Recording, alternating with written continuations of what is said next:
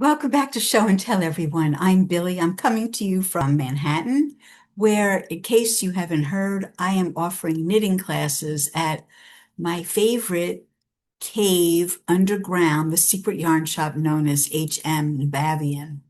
In the show notes, you'll find a form where you can go and read more about it and register. I'll be teaching all the basics, how to read a ball band, how to choose needles and appropriate yarn, how to cast on, how to do the knit stitch, the purl stitch, how to bind off, and probably a few other little tidbits sprinkled in. It's broken up into Knitting 101 and Knitting 102. More info, as I said, just see below in the show notes. Speaking of Nabavian, they have offered me a discount code to provide to you. They are a beautiful repository of luxury yarns, mostly from Pascuali, but they have a couple of other brands, and they're bringing in new things every couple of weeks. I have knit with several of the Pascuali lines, the Baby Merino, the Arctic Pearl, which is a sea cell product, seaweed, um, seaweed-based. Pinta, which is the gray sweater behind me, which is a blend of merino and silk, if I'm not mistaken. But they also offer some cashmere blends and camel. They have a bunch of different Pasquale lines, and they're already at a very nice price, but with the discount, it's even better. And they do ship worldwide, so that's important for you to know. So as long as I mention this, this is the sweater from the knit along that I've been working on. It's called the Crossover Yoke. You can see why.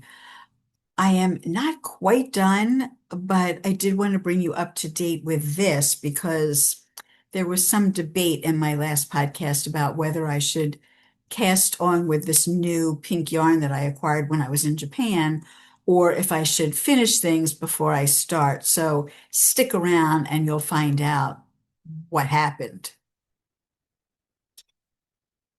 So with this sweater, I have knit almost all of the back. I'm not showing it to you here because I just didn't base it on. I think that this back yoke, I want to shorten a little bit to pull the shoulders in a little more for me since I'm narrow in the shoulders. But this is the back yoke, and these are the two front yoke pieces. And the rest of the front is knit in one piece, but with a very unusual construction because this is not meant to come up to the shoulder. I do have to redo this section in here. I think you can see in here that this piece ends here. And really the way I have it hanging on the hanger is deceiving because it ends here, but the shoulder seam is way up here. I think the shoulder seam is not going to fall on my shoulder. I think it's going to fall slightly behind, which is why I put it on the hanger that way. Anyway, you can see it's a really interesting pattern. It's not exactly a rib because in between the ribs, there's a little knit and purl motif. This is the only section that I've blocked, so the whole thing will be nice and even like that, not so messy as this. But I really needed to be able to see if it was going to fit me before I put the finishing touches on it. And it seems like with a little bit of redoing here and a little bit of redoing on this section, that everything else is probably great. The second sleeve is knit. I'm not on Sleeve Island because very wisely, Billy knit her sleeves two at a time. I think it's the best way to go. These sleeves, you might recall, were knit from the top down to the cuff. And I haven't bound off the other sleeve yet because I wanted to make sure when I got this all assembled that this sleeve was hitting me in just the right place. And it was. It was almost like perfect. So that was a good guess. The yarn is just, I don't know if you can see, squishy, so soft. I'm really, really happy with it. Pinta comes in a whole bunch of colors, plus some hand-dyed colors as well. Yeah, I know it looks now like a rush of rags with all these strings and things hanging, but it's probably a good tip for you to assemble a garment before you finalize it, before you block it and do the finishing touches. So probably the next time I see you, this will be, if not done, nearly done. So stay tuned for that. Here's my ball band for Pinta. It's organic merino silk and ramie blend. I don't know if you can see that. And the color, this gorgeous pearl gray color, is color 121. There are 232 yards or 212 meters in a 50-gram ball. And I believe I'm using a size 7 needle. So it is very loose and stretchy. They call for size 3 to 6 US. Well, my ribbing on the cuffs, I did use a size 5. Here's the ball that I have left. I'm probably going to use very, very little of this. But you can see, well, maybe you can see the squish factor. You gotta love it. It's gorgeous. And it feels so soft, so good. I think that the sweater took me just slightly over 5 balls of this. It comes in a skein, but 5 of these. I bought extra, but there were 2 that I didn't need, and I hardly have dipped into this one at all. The last time you saw me, I was also working on this pink raffia hat crochet project. You know me, I'm not much of a crocheter, but if you want a little summer boater hat, it is crochet. I'm hoping that just like I was able to get the top to be really flat by steaming it and gently ironing it with a tea towel, I'm hoping that I'll be able to get the brim to be super flat. And there will be a Rigilene rigid circular ring that will be crocheted in at the end to keep that in a real circular form. That's what's keeping this top super circular and almost not flexible. I mean, the hat is really squishy, but there is something rigid in here holding that in place. So I'm hoping that the same effect will happen with the brim. It's a little hard on the hands. I did read somewhere that it's good to open it up. It comes like this. It comes like all compressed. But as I've been going along, I fluff this out because I read that it's supposedly like good to do that, to open it up. But eventually it gets compressed back in to fit through the stitches. And the hook that I'm using is a vintage hook, really basic, simple. It's a size 4 or E. And I have others like this. Back in the day, they cost 10 cents. Eat your heart out. So that's my second project that is nearly complete. Um, and as we discussed in the last episode, I was really vacillating between casting on, the temptation is strong, or staying the course and finishing. And I did sort of a composite of both of those things because I am coming down the home stretch. I did baste it and I have tried it on. Trying things on is not my favorite thing, which is why I don't like to shop for clothing. But I did get up and I did try on this semi-assembled piece. This, it's easy to try on. I know I'm on track with my size. Um, I wet the sides and I stretched it out a little bit to make sure that it was gonna go on here okay. Um, so yeah, I mean it's fitting. The reason I was tempted to cast on with the pink is that everything I'm working on now is not suitable for riding on the subway. And I've been going around to various places, museums, and the class I teach. And I went to an event in Brooklyn, and I've been to something at the Guggenheim Museum and the Metropolitan Museum in the last couple of weeks. And I know I was going to be on subways and buses, and it's a little unpleasant to tote this around. And I certainly couldn't be doing that on the subway. So be patient. I'm getting there. The next thing that I decided to pull out and resuscitate is this project. This one is called Summer Jumpers Are Casual. It too is a vintage pattern. Where you see the red bow, this part of the shoulder opens up and there will be buttons here. It only opens part way. It could open all the way, but it is stitched partially up there. And I basted in the sleeves. I wanted to make sure that, I was in the right zone, that I didn't have to rip anything out and redo. I've sewn up the side seams like as a final thing using mattress stitch. Um, so, I can see that the sleeves are fitting. I'm real happy with the texture, which is not what the pattern called for. I found this texture in a different sweater and I applied it onto this very plain pattern to jazz it up a little. There's supposed to be top stitching, like a little embroidery at each intersection of the diamonds in a contrasting color. Maybe I'll do that. I'm not sure.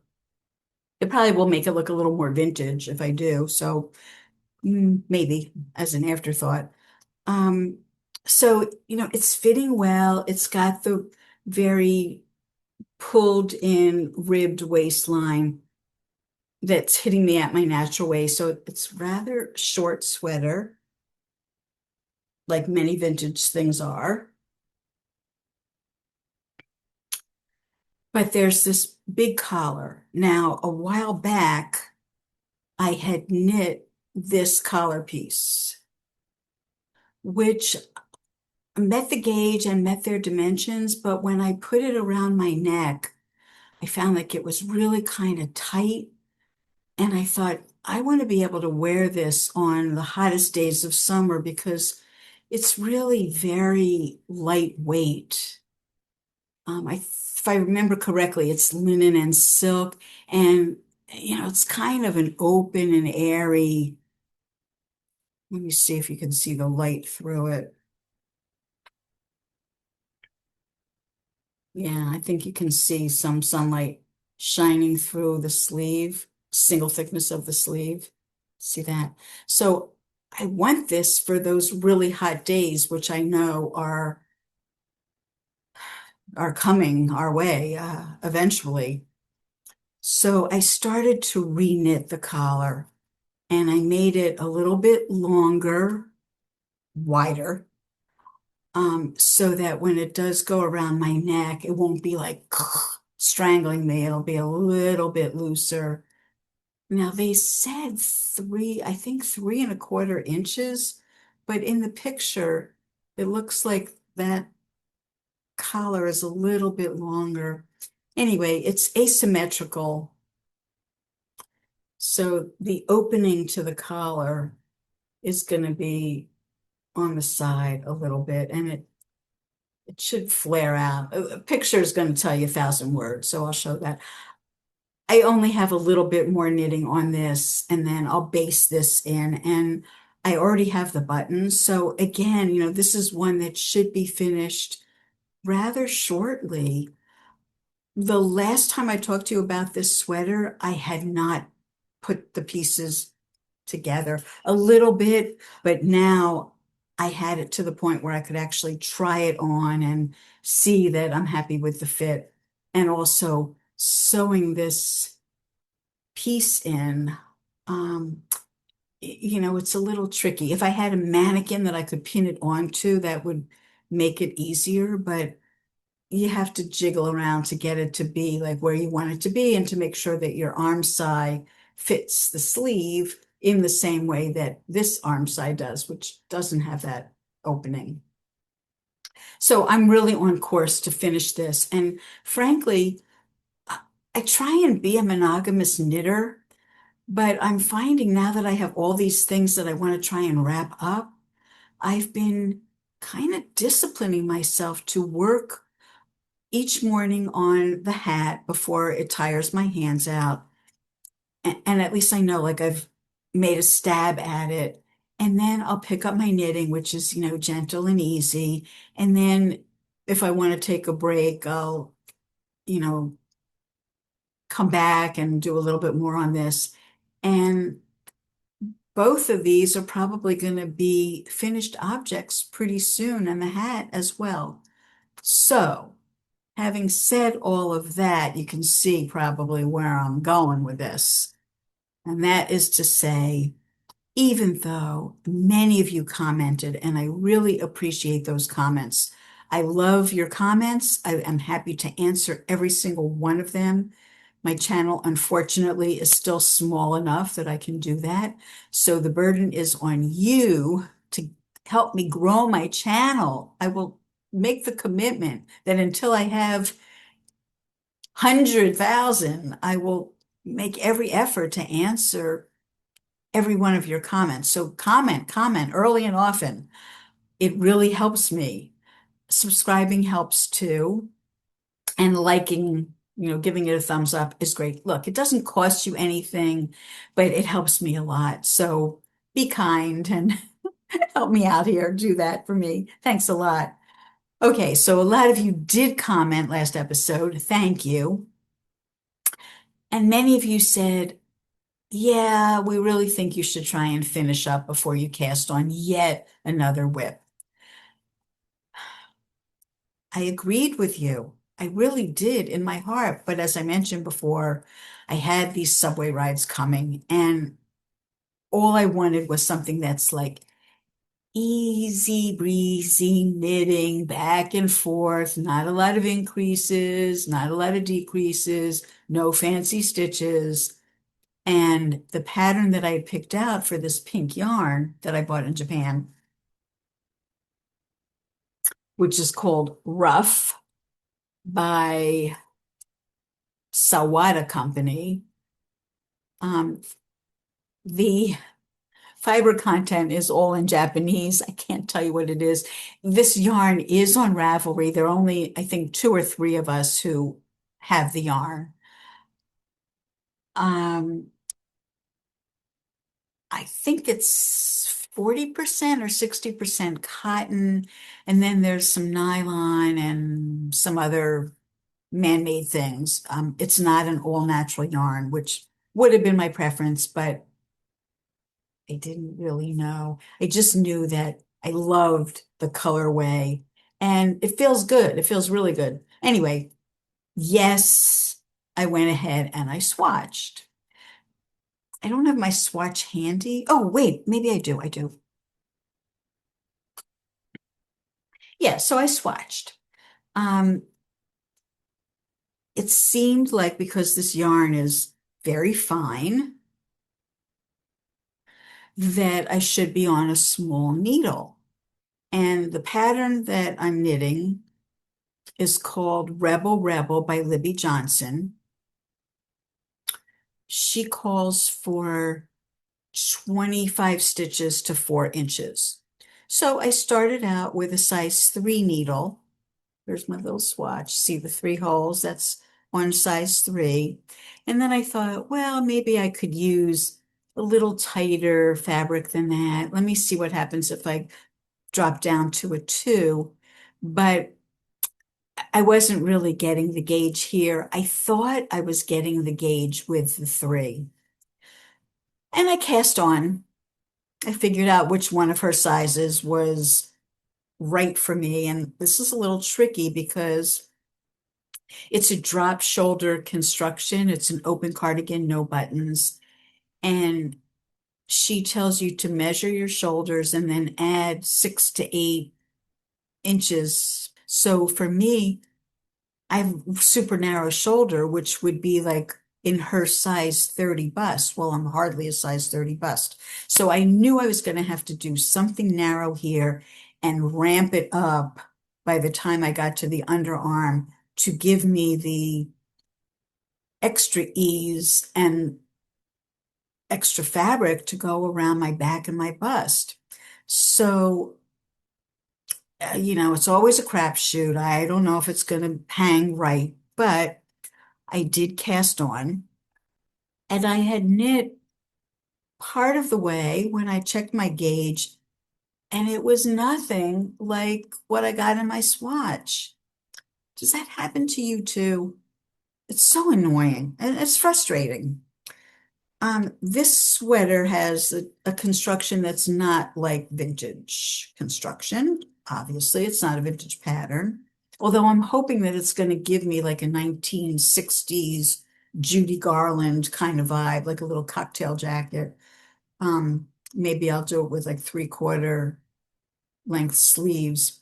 Anyway, you start with the back. This is the back I'm showing you. And now I've forgotten. I think you cast on here and you start knitting down. Yeah. And then you put your stitches on a holder and then you start to work on the right front and then the left front. And I guess when you get to the underarms, I think this will all come together at the underarm. I'm not there yet, neither on the back nor the fronts. But the back, I used one ball of yarn, and when I got to the end of that ball, I stopped and I went to the front. There are short rows involved here.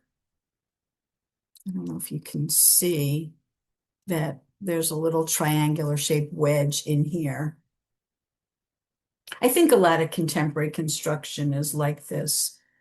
I just really love the detail of the garter stitch that will go from the back of the neck and all the way down the front and then on the cuffs. And the bottom has these small pockets, which is a nice decorative detail. They're not really functional. They're not deep enough to be functional.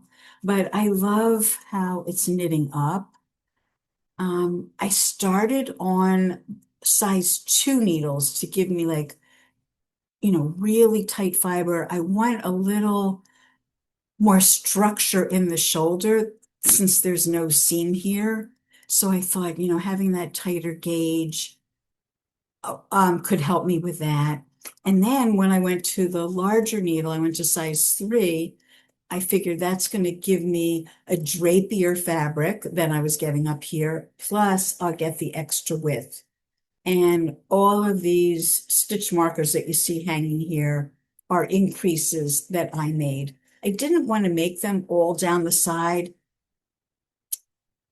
because I didn't think it would lay right across the front of me. I don't know if you can hear that. Whoa, loud sirens. Joy of living on the 9th floor. You don't hear it as much as you would if you were at street level. You might not have been able to hear it at all, I'm not sure. Anyway, I just love how it looks. It's a joy to knit. And I'm perfectly happy on size 3 needles. I'm in my comfort zone with these, my Chalgoos. Instead of using like a barber cord to hold my stitches, I'm using, oops, came off. Let me just grab these stitches and put them back on. I want to catch these before it goes too far, then I'll show you. Oops, oopsie, oopsie. Okay. So I have size 1 Chalgoos. They're not part of the basic set that has all the sizes from 2 to 15. This was an extra add-on that I bought when I was doing my genie, the magic genie. So this cable is finer than the cords that I have. and a little easier to work with than a scrap yarn because look at the size of these stitches that, they're a little bigger than a pinhead. So anyway, all of these stitches are on this. So I think that's it. 1, 2, 3, 4. Yeah, 4 projects. This one is whipping up so fast. I mean, I love it. It's that new shiny object. So I've been putting a little more time and effort into it. And I have had all those subway rides. So where did I go on the subway? I'm going to show you some of the things that I've been doing culturally in my city since I last saw you. Um, Ooh, yeah, a shout out to Eve Goldberg. I went to her book signing at Rizzolli, which is a gorgeous wood paneled bookstore in Manhattan. She is the principal of a diamond business that was started by her father, and they named the street that his shop was on today. They've changed the name of it from a numbered street to William Goldberg Way, and that's the title of the book, The William Goldberg Way, and it's all about him and his diamond business in New York. Eve is a knitter, which is why I wanted to go out and, be there supporting her that evening. They had some actual diamonds on display, no security guards. It was kind of an exclusive event where they were pouring Prosecco. It was really lovely. I'm glad that I was able to be there.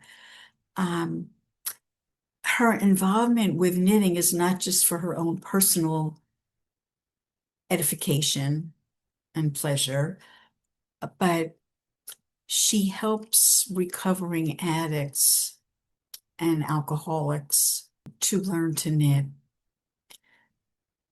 We all know how meditative and soothing knitting is. So I think it's a very admirable thing that she's doing. So kudos to Eve. There's a couple of pictures. I wanted you to see the jewelry and to see her with the co-authors of the book. I also ventured out to Brooklyn, one of the outer boroughs, with my knitting guild, handful of us. We're given a tour of a place called FabScrap, which takes fabric and garments that have never been worn, and they cut them up, they put them into bales. I have a little short video of them baling up a bunch of fabric, and they prevent this stuff from going into landfill. So they find people who are interested in using this for fiber fill or insulation or all sorts of different purposes. So very interesting place that they're in, the Brooklyn Army Terminal, and you can see the train tracks and an old train sitting there. Such an interesting place. There are a few places like that around New York, mostly Brooklyn, I think, where they've taken old factories or warehouses and repurposed them for like large commercial spaces. So this particular building lends itself to the kind of operation that they're doing. They need a huge space. And they have a little shop there where you can buy fabric and zippers and snaps, like all the things that they've taken off of garments before they are able to bale it up. Um, there's a couple of other things. I'm always at the Met every chance I can get. Oh, and there's a lace doily that one of my young students brought in to show that her grandmother crocheted. So her little hand is in there holding it. She was so proud. Oh, please, can I show what my grandma made? And I was like, yes, of course. Beautiful. Okay, so that's enough chitter chattering from me. I hope you're enjoying the change of weather and happy holidays to everybody. I don't know when you're going to be seeing this, probably after the holidays, maybe. I'm not sure when I'll see you again. I want to get some of these things completely off my needles before I come back to you. So I'm just going to say I'll see you soon. Ciao for now. Mwah.